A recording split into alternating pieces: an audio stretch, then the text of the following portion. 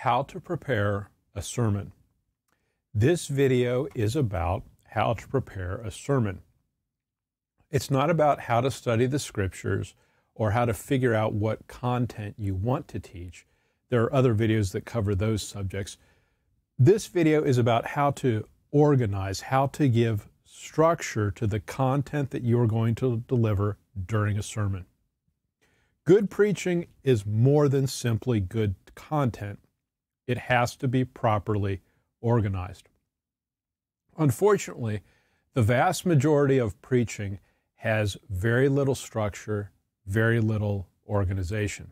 Well, this is a lesson in how to do that. Now, I know what you're thinking. You're thinking, this is kind of ridiculous. Who do you think you are telling other people how to preach, how to put together a sermon? I mean, your preaching is terrible, it's awful, it has endless problems. The idea that you're going to tell other people how to put stuff together is really, it's kind of absurd. So let me say this at the beginning. I get it. We see the YouTube comments, we see the feedback. People are kind enough to give us their thoughts, and we get it. We're not important. We're earthen vessels, so we get it. And I thought what I would do, just to prove to you how much we get it, I thought I would read to you some of our fan mail and some of the remarks that people have on our preaching. We're just doing this in the interest of, being open about it. So I'll read these. Here we go. The lesson may be a good one, but he speaks so slow and dry, I just can't stay awake and focused. I pray he develops his pulpiting skills. Well, I just clicked in. I can't listen, sir, if you want to drink with your microphone at your shirt. I just can't do it. Sorry. It still irritates me that preachers and teachers who exhort the holy word of God, the God that values his word more than his name, have a hard time presenting themselves in a standard of dress that honors that God, the creator of the universe, in something that one would wear at an evening stroll or a movie or sitting around the house kicking back. When one exhorts the infallible word of truth, they should present themselves in their priestly vesture, as did the preachers of 10 years ago and 200 years ago.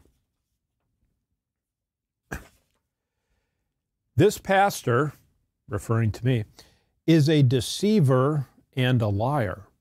You can see the smirk of duper's delight on his face when he talks about the earth as a sphere. This is sorcery, intending to draw men away from the faith. There is so much wrong with this video. Literally, almost everything said was wrong. Sad. By the way, Norma, this guy doing this lesson is like a baby when it comes to strong meats of the Word of God. Meats is spelled M-E-E-T-S. I'll skip to his down a little bit. And just like him, they lust to question the Word of God.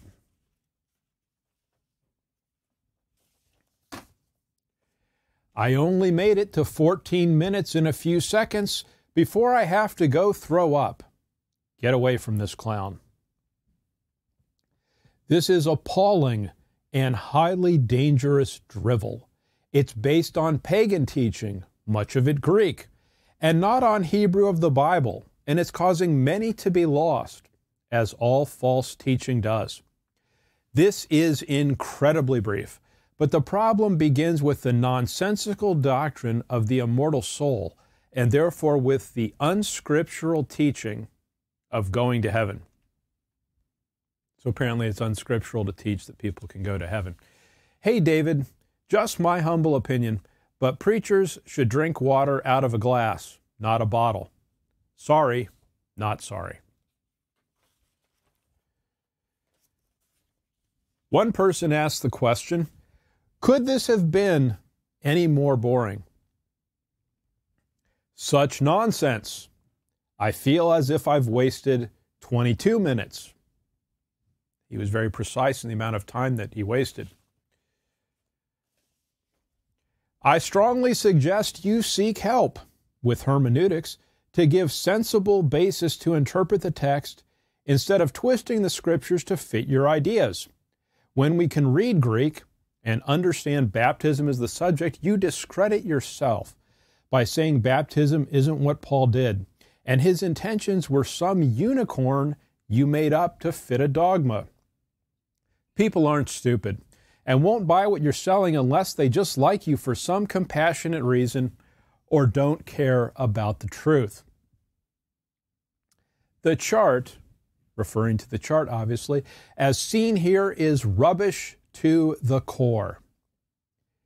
You are distorting the scriptures. How it works then also works here and now. How can you reject the Bible doctrines and impose a new added theory, adding the scriptures and imposing a new kind of doctrines with all your nonsensical teacher's footprint on it of your own into it? You erred. John the Baptist never baptized them in the name of Jesus. This big error should place you as another immatured, very poor teacher of the Bible. Don't teach the Bible for now. You were indoctrinated with many nonsenses. You have shown much nonsense here. You were too gullible and nonsensical. That was a confusing teaching. That explanation is the most contorted, mismanaged bag of words to protect man-made theology, your errant definition of the word mystery that I have ever heard. You are being absolutely ridiculous in your examples of what it means to repent. David, you did a great job in twisting the scriptures. So this hyper-dispensationalist denies predestination. What a fool. This guy is arrogant, typical of ultra-hyper-dispensationalist. So not simply a hyper-dispensationalist, but an ultra-hyper-dispensationalist. This is ultra-dispensationalism. I'm a dispensationalist. This is nonsense. You guys have a pretty small New Testament, just unsubscribed. One person simply posted nonsense. Wow, what am I missing here? I don't understand anything this guy is talking about, and I've been a committed Bible-believing Christian for over 60 years. How any non-believer can get through this mishmash of terms he uses. I'm going to mark this video, and I'm going to do a rebuttal against it. It won't take me very long, but Dave, I don't know who you're listening to. I think you need to go on a vacation, because you just created a big confusing mess. The fact you would make this video and say that tells me you are very up on your doctrine. So we get fan mail, we get criticism and critique, and a lot of people think the preaching and teaching is terrible, and so I acknowledge that. So I'm going to make this video on some tips that I think should be followed in how to prepare a sermon, but I understand that many of you will think this is worthless, and that's fine. So I offer these for your consideration. Do with it as you will. There are 3 points I'm going to cover. 1, the challenge of the spoken word. 2, how to create structure for a lesson. 3, what makes a presentation convincing is scriptural proof and logical flow. So let's start with point number 1. It's the challenges of the spoken word.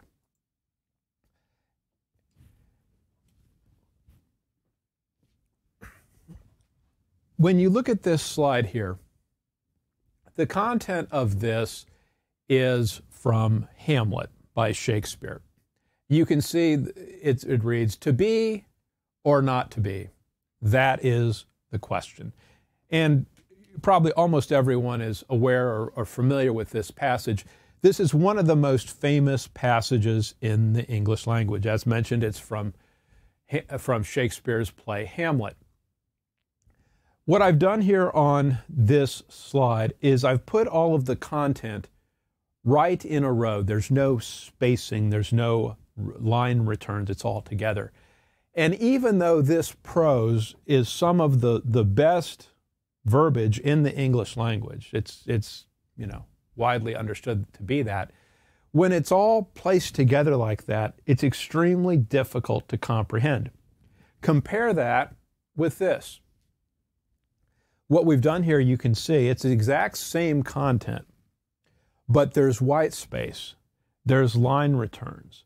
And what happens is that very same content, because it's no different, is now in a digestible form. To be or not to be, that is the question. Clearly, I'm going to pause there because I'm going to the next line. Whether 'tis nobler in the mind to suffer, the slings and arrows of outrageous fortune, and so on. What I'm simply showing you is this. With the written word, you have to create structure. You have to create spacing. You have to create pauses to make it digestible. Have you ever had the experience where someone sends you an email and it's one big, long paragraph? There's no paragraph breaks. Sometimes people write things where there's no periods. It's just word, lots of words, lots of words, lots of words, and there's no divisions between them. Well, that type of writing is overwhelming, incomprehensible. It's just not possible to understand it because they're not following the conventions of how to write. The reason you use a comma is that it is a short pause. A period is a longer pause. A paragraph is an even longer pause. A chapter break is a longer pause and often a switch to a new topic. All of those divisions are intentional.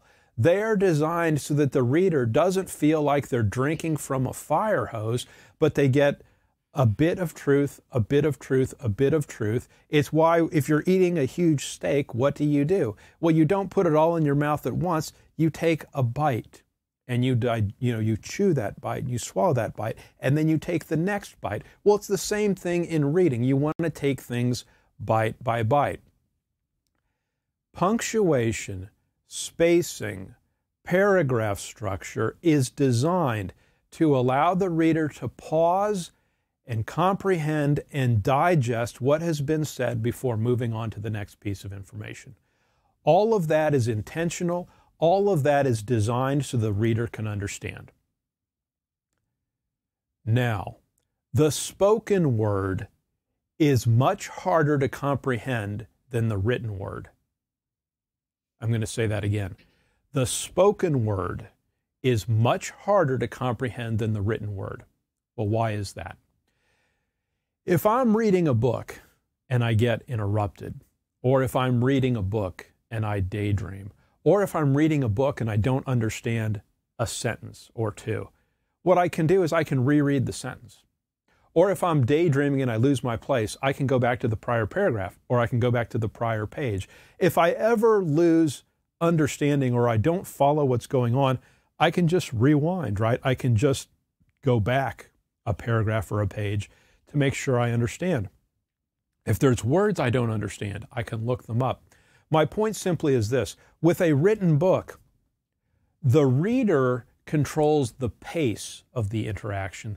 They decide where they are, when they are. They can go back if they want to. They can reread if they want to. They have complete control.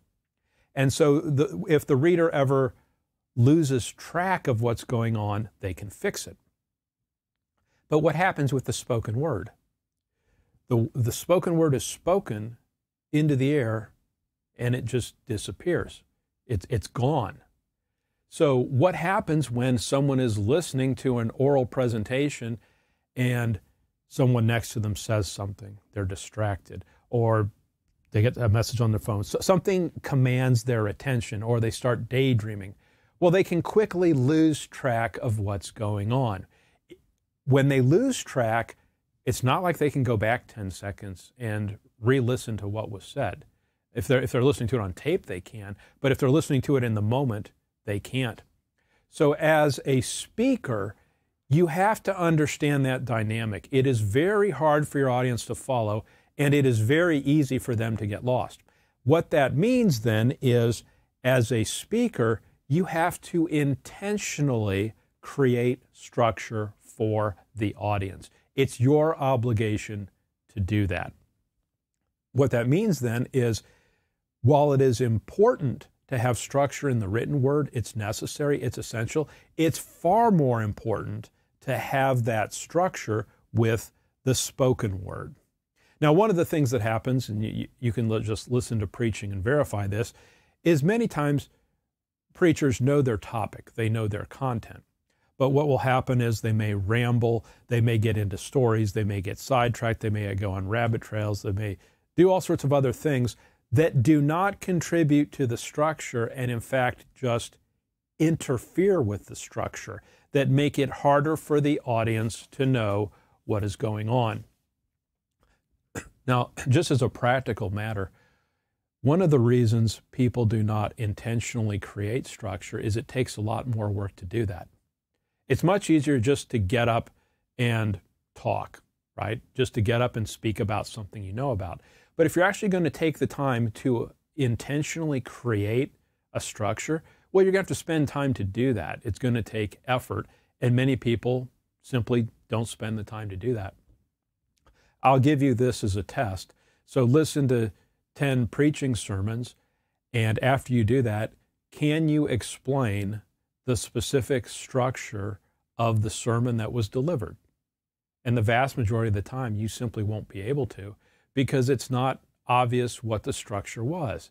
And that's either because there never was a structure, which is often the case, or there was a structure, but it wasn't communicated clearly to the audience so that the audience could understand it.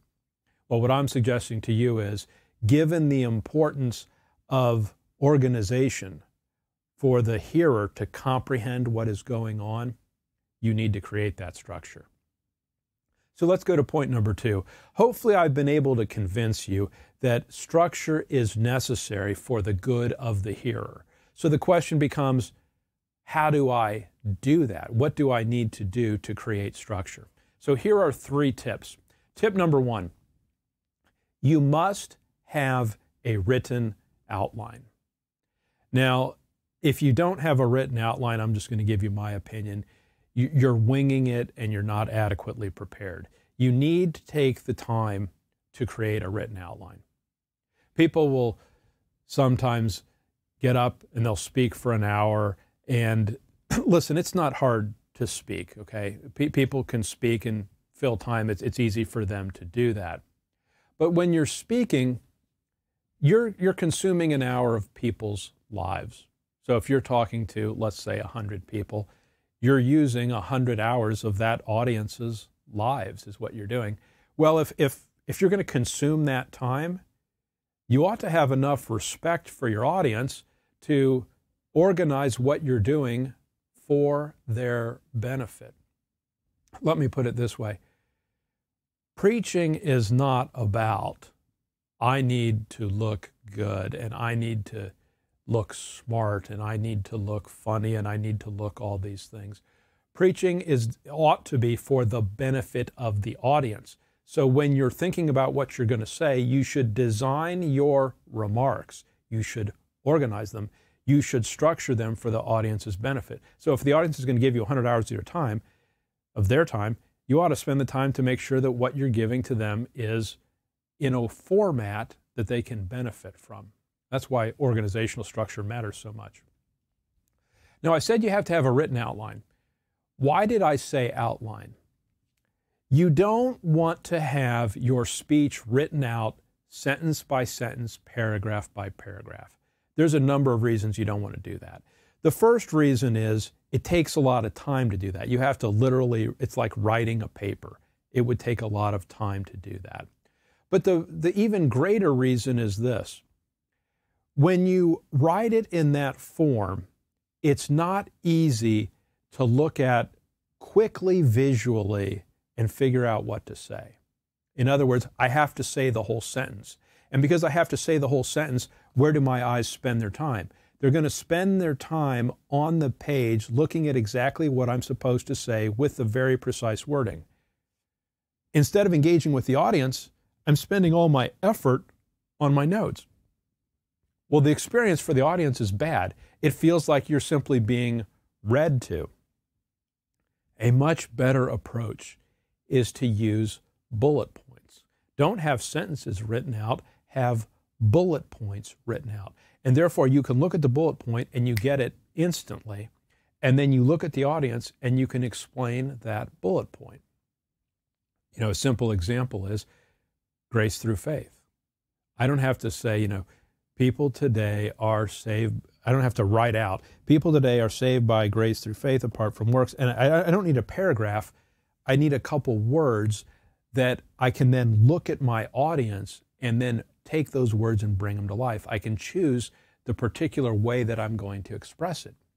That approach allows me to have eye contact. It allows me to engage with the audience, and the audience feels as if I am conversationally speaking to them rather than reading my notes where I'm not focused on the audience, my eyes are focused on the page.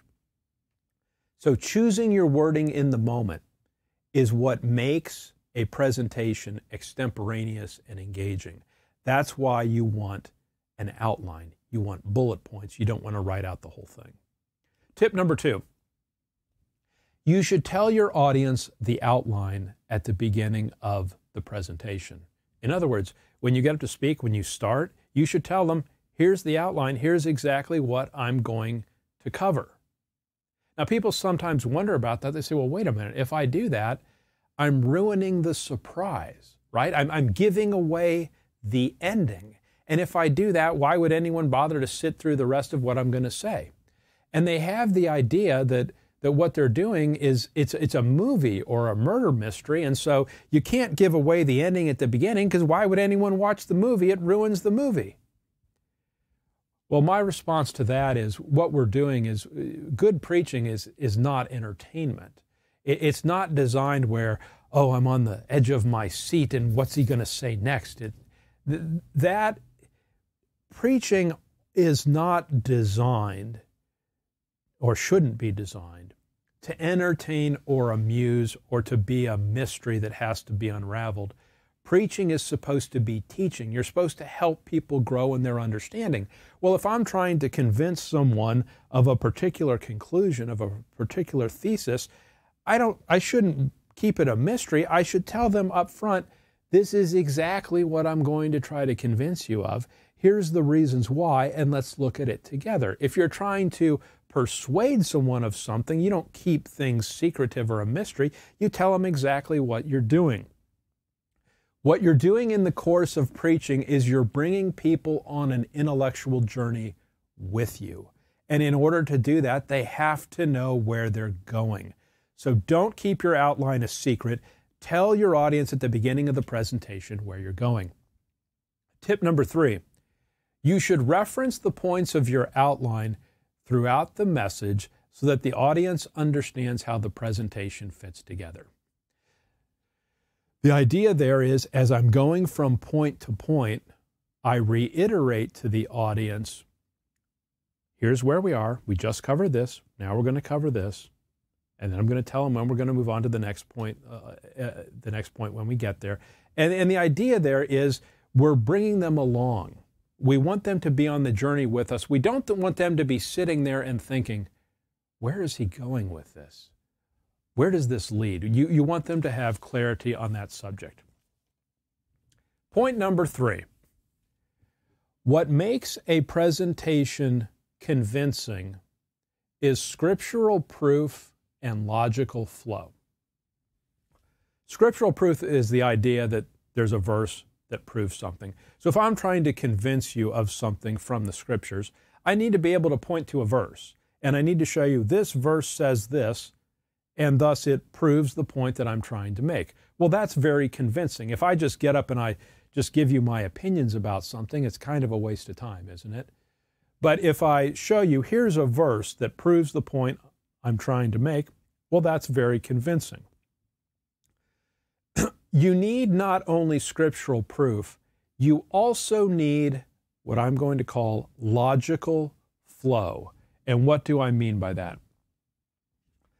So the next slide that we're going to look at This is, I have the source down here at the bottom. This is a screenshot from some high school teaching on geometry, and you can see the link there if you want it. But what I want to do as a way to explain logical flow, I'm going to use two examples. One is from geometry, and one is from a 5-paragraph theme, and I'll show you both of those. We'll start with geometry here.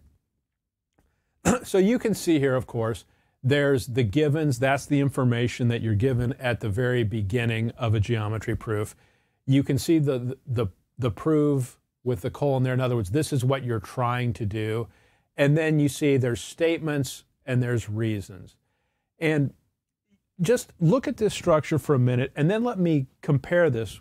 I'm going to add some of my own verbiage here. I want to show you how this relates to preaching. So let's say you're getting up to preach. The first thing that you need to do is you need to give an introduction. You need to start somewhere. And what you do is you start with something that is given. Before you're trying to convince and persuade your audience of something new or something that they may not have heard of or may not be familiar with, you start with something basic. Start with common ground. So you start with an introduction that's essentially given information, stuff that the audience knows or is easy to understand. What do you then do? You tell them the conclusion. We're not keeping it a secret. We're telling them up front, this is our topic, this is our conclusion, this is what we're trying to do. Now, I added point number 3 here about the outline. And that's something that is added because, as we talked about previously, with an oral presentation, it is much harder for an audience to know where they are in the journey. So what you do with an oral presentation is you tell people at the beginning, here's where we're going to go. Here are going to be the major points we're going to cover. They can then have them in their mind, and as you progress through the teaching, they realize where they are on that journey. Now let's come down here to the statement and the reason. This is the actual proof part of the geometry proof. Couple things to notice. There's a statement and there is a reason, which is just like in preaching there is an assertion and there is a verse. So in other words, when there's an assertion, I'm claiming something to be true. Jesus Christ is the Son of God. Paul is the apostle of the Gentiles. Whatever it is, there's an assertion or there's a claim. What I should do in preaching is I should then give you a verse that proves the truth of that assertion. I shouldn't make you wonder about whether or not it's really true. I need to give you the verse. I'll also say this. I need to give you the verse immediately. I shouldn't make the assertion and then 20 minutes later give you the verse that proves it, because if that's what I do, for that entire 20-minute period of time, what the audience is doing is they're saying, well, he said that, but is it really true? How do I know that's true? It's much better to give the verse immediately after the assertion. That way the audience knows exactly why you believe what you are saying, and it allows them to evaluate, okay, yeah, that verse makes sense to me, or they may say, well, yeah, I'm not so sure about that. But it's the proper structure to have assertion followed by verse. Now, if you look over on the left-hand side, you see that there is an order of these statements, and they go from 1 to 2 to 3, and so on. Well, what you want to do in designing your geometry proof is you want those statements to be in a logical order. Step 1 should flow to step 2. Step 2 should flow to step 3. If they're in the proper order, it will feel as if they naturally follow from one another.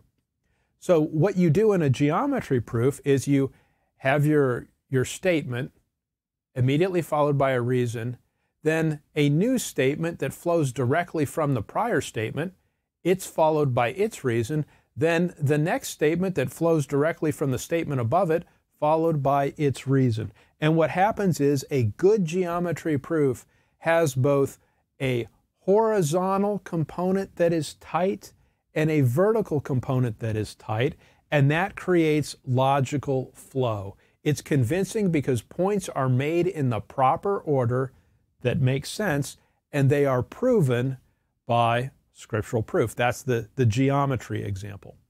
Let's now talk about a 5-paragraph essay. So what is a 5-paragraph essay? Well, you'll recall that you did these in high school. At some point, you were asked to write a 5-paragraph essay, and it has, of course, 5 paragraphs. It has an introduction, 3 body paragraphs, and a conclusion. And I'm going to suggest to you that that structure is the exact structure you should utilize in preaching.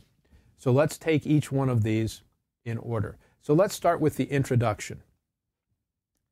And by the way, I have down at the footer here the source from where I took this. You start with a hook statement. When you're preaching, you want to start strong. You want to start with a bang. So don't get up there and mumble for a while or just ramble. Start with something that is specific, interesting, and hopefully brief. In other words, it should be something that is concise but interesting, and it grabs the audience's attention immediately. That's what's called a hook statement. You want to start strong. And that's followed by background information. Background information is simply setting the context for what you're about to discuss. So you're going to dig in deep on some particular issue, but you need to give the audience the background information so they understand what you're talking about, why it's important, why it's relevant. The thesis statement is the conclusion that you are driving toward. You tell your audience the thesis statement up front in a 5-paragraph theme. And similarly, if you're doing the proper job preaching, you tell the audience up front, this is the conclusion that we're going to. You're not saying, hey, let's just get in a car and drive. You're saying, let's get in the car and we're driving to this particular location. In other words, you're giving them specificity. The thing that I've added here at the bottom, I've added this section on outline. And the reason why you need the outline is this. In the oral presentation, so as opposed to a 5-paragraph theme, let's say I'm reading a 5-paragraph theme and I get to paragraph 3 and I'm sort of confused as to how it fits together. I can look up at paragraph 1 and I can see exactly how it fits together. I can't really do that with an oral presentation, which is why we need the affirmative structure of an outline. So what the outline section of the introduction will do is it will state in a sentence each of the 3 main points you're going to make. What you'll do is you'll tell them what you are going to tell them, you'll then tell them, and then you'll tell them what you told them. Tell them what you're going to tell them what you told them. Now you may think to yourself, well, that kind of seems repetitive. You're saying the same thing 3 times. Are you insulting the audience? Are you saying, look, you guys are so dumb that I have to repeat myself 3 times because you're so dumb? Well, it's not that. You're not insulting the audience's intelligence. What you're doing is you're recognizing we're communicating in a way where there's no written evidence. I'm just speaking these words. And once I speak them, you're going to forget them, right? They're going to disappear. So because the words I speak immediately disappear, I have to intentionally create structure. I have to do a little bit of repetition, not a lot, but I need to do enough repetition so that you understand where we're going. And I need to do that along the way so you understand, okay, we've made it to point 1. Now we're leaving point 1 and we're going to point 2. That's the idea. That slight repetition is necessary in a spoken presentation. It's not insulting the audience. It's not improper. It's necessary for clarity. Again, our focus here is not to make the preacher seem great. Our focus is to help the audience. And we help the audience by making sure they always know where we are. So let's start talking about the main paragraphs. So this is a body paragraph. How does a body paragraph start? It starts with a topic sentence. That's typically the first sentence of the paragraph. So what this should be is this should be one of your three main points. So when you finish the introduction and you gave the outline, you said, here are the 3 points I'm going to cover. Well, then when you come to the first point, you state exactly what it is so everyone knows what you're covering. Now, within this section of your presentation, you should have claims and evidences. Claims and evidences are just like assertions and verses. So as I'm trying to persuade you of something, what I should do is I should have a claim, which is an assertion or a statement, and then what I should immediately do is follow it with a verse so that you know this isn't just my opinion, this isn't something I made up. There's a verse that proves exactly this. So I have the claim and then I have the evidence. It is proper to have multiple claims within a section. So I can have a claim, an evidence, and a claim, and then evidence, just like a geometry proof. But to do that, each claim must immediately be followed by scriptural proof, and the claims should be placed in logical order. What makes a presentation convincing is when you go from point A to point B, and the audience thinks, yeah, point B follows from point A. If I go from point A to point Q to point M to point Z, and there's no cohesion, if there's no natural logical order, it feels disjointed. But if the points flow in a way that makes logical, natural sense, then it's convincing. When I get to the end of the point that I'm making, I'll have a concluding statement. And the concluding statement is just a brief explanation of how I proved the topic sentence, or in other words, how I proved the point that I was making. So I'll do this 3 times because I'll have 3 separate points. It's a really good idea to start out with 3 points. There may be some sermons you give where you realize, well, there's really 4 points I need for this one, and so you can alter the structure and go with 4, or you could go with 2. But generally the best approach is to go with 3. So now let's look at the conclusion. So I've done my introduction, I've covered each of my 3 main points, and I've proven them. What do I then do at the end? Well, in my conclusion, I restate my thesis. In other words, the point I was trying to prove that I told the audience at the beginning. And I restate that either verbatim, I literally state it exactly as it was stated before, or I paraphrase it in some way that is similar. I'll then summarize the 3 main points that I made that proved the truth of the thesis statement, and then I will make my overall concluding statement. So what does this all mean? So as a reminder, what I should do right now is I should cover the 3 main points that I made to you, right? If I'm following my own advice. What we saw to begin with was the challenge of the spoken word. When you speak to someone, it's not written. It can be hard to follow. So you have to intentionally create structure. So number 2, how do you create structure? You create structure by having an outline, and you tell your audience every point of the way, this is where we are in the outline. That's a good thing to do because it makes sure the audience knows where you are. And then point 3, what makes a presentation convincing? So if you want to be convincing as a preacher, you need 2 things. You need scriptural proof. Everything you say is followed by a verse. It's not my opinion. This is just what it says. And it's not just scriptural proof, but it's logical flow. You go from point to point in a way that is logical. Now, to do that, it's going to take an investment of time, because what you're going to have to do is you're going to have to write your outline, and then you're going to have to look at your outline, and you're going to say, is this the right way to do it? Should I change the order? If I take point 4 and I move it up to point 2, does it flow better? And it's worth the time to do that, because as you refine it and as you refine it, it'll make the logic tighter. It'll have better logical flow. It'll be more convincing to the audience.